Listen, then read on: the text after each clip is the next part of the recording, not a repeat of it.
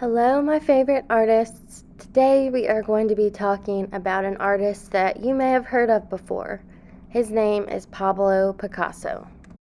Picasso is most well known for his work doing what's called cubism. Cubism is where artists break down objects into different shapes and show different views of that object in the same picture plane. This image shows you a good example of what cubism is. If you look at the figure on the left, you can see that her face is broken down into two sides. One side that's looking straight at you and one side that's looking to the side, like a profile view. We are going to be creating self-portraits in the cubism style inspired by Picasso today. I found this graphic organizer online on Google just by searching Pablo Picasso portraits. And this really shows you different ways that you can create your own self-portrait. You can use this as a guide to kind of pick and mix and match different pieces to create your self-portrait. To get started, you can use a few different things. You could use an oil pastel, a permanent marker like a Sharpie, or a washable marker like a Crayola. To begin my self-portrait, I'm going to go towards the top of the page and do my face shape. And I do that pretty big, and then I add in another line that's going to kind of start my hair. I'm going to do a braid towards the side because this is a hairstyle I use a lot. To mimic the style of a braid, I broke it down into just simple shapes, triangles. So I'm doing some big and smaller triangles to make that braid shape.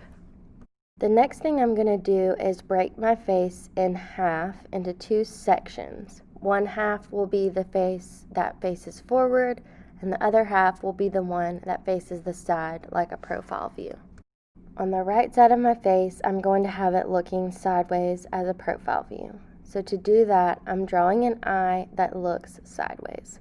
You can do this however you would like. Just break down into simple shapes the way that you would look to the side.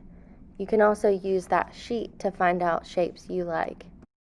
The next thing I'm going to do is draw the nose. So I start with it on the right side, looking as a profile. And then on the left side, I kind of just draw a little line to mimic it facing forward. Then I'm going to do my lips. I chose really angular lips that have kind of two different shapes to them, but you can choose whichever shape you like. And now I need to go back to the left side and choose an eye that's facing forward. So I do that by doing kind of an eyelid shape and then closing that in, doing an iris and a pupil. And then I also added some funky eyelashes. Now I need to add a neck and kind of a body shape so that it's not just a head floating in space. I added two curved lines coming out from my head, from my neck, and then made some shoulders to kind of mimic the top of my body. After this, I went back in and added some more details to my hair by adding some more triangle shapes in there and then adding some hair lines into the top so you could tell that this is where my hair started.